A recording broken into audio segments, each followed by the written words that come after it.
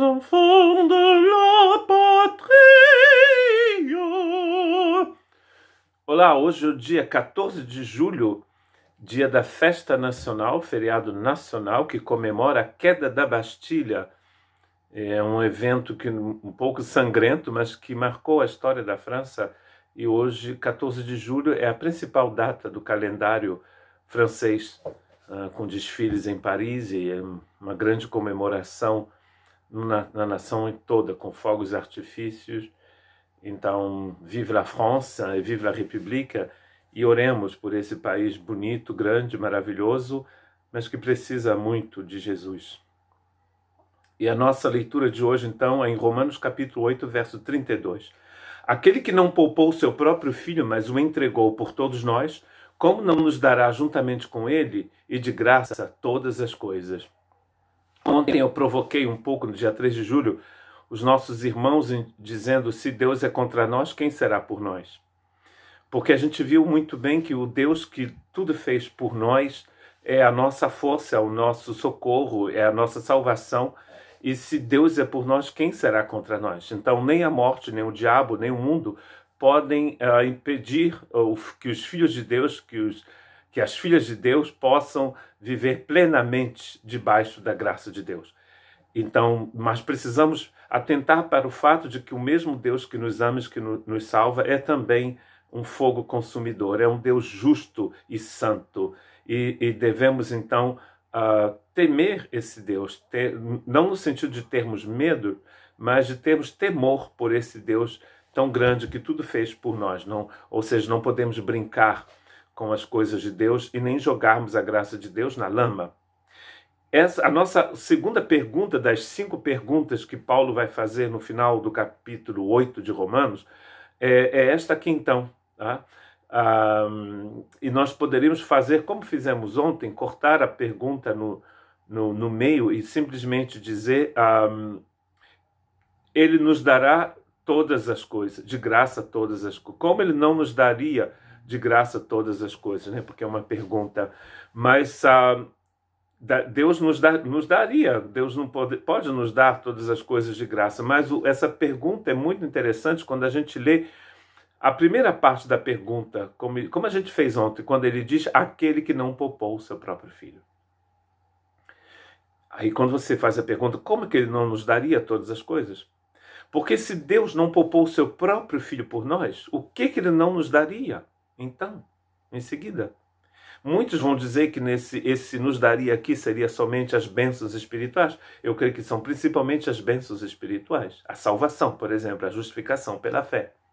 Mas também podemos incluir aqui muitas outras bênçãos que são importantes para a vida do cristão aqui nesta terra. Porque não podemos esquecer que, embora sejamos espírito, alma e corpo, nós vivemos ainda neste planeta, vivemos nessa terra. E temos aqui muitas tribulações. Claro que não estamos falando aqui da prosperidade vã, seca, sem sentido que muitos têm buscado, uma vida próspera pela vida próspera. Mas o livramento que Deus nos dá e até mesmo a cura que Deus traz ao nosso corpo fazem parte dessas coisas que Deus nos dá em Cristo Jesus. Porque se ele não poupou o seu próprio filho, mas o entregou, existe aqui duas. Primeiramente uma parte negativa, onde ele diz: ele não poupou, e em seguida a parte positiva, mas entregou por todos nós seu próprio filho. Nos faz pensar então também a Abraão, que entregou o seu filho Isaque a Deus, como Deus havia pedido. E Deus disse a Abraão naquele dia, em Gênesis capítulo 22, nesta montanha Deus proverá. E nós sabemos muito bem, se a gente estudou a geografia da Palestina, que o local onde Abraão ia oferecer Isaque mais tarde chamaria-se Golgotá, ou seja, na mesma região onde está o templo, onde está Jerusalém, onde está o local onde Jesus foi crucificado. Deus proverá, e Deus está provendo para você o grande livramento, a grande liberação, como a gente vê aqui em Romanos capítulo 8. Essa liberação pelo Espírito de Deus, que vem da morte e da ressurreição de Jesus, como foi muito bem explicado em Romanos capítulo 6. Então, esse Deus que se entrega inteiramente por você, ele já se entregou inteiramente por você na cruz. Então, o que ele não faria agora? Se ele já fez o mais difícil, não é? O mais difícil foi se entregar. Não é só uma entrega barata, é uma entrega que custou muito caro. Paulo diz, escrevendo, falando aos irmãos da igreja de Éfeso, em Atos dos Apóstolos, capítulo 20, ele diz que Deus derramou o seu sangue pela sua igreja. Deus se sacrificou pela sua igreja. A morte de Jesus é algo que custa muito caro, porque ele não só morre por duas pessoas, mas por toda a humanidade, por todo o mal que nós já fizemos e que faremos ainda, e que estamos fazendo neste exato momento. Ele levou sobre si nossas dores. São esse Deus que se entrega inteiramente na pessoa de seu Filho, está pronto a nos dar tudo, aquilo que ele quer nos dar, na sua grande e maravilhosa vontade.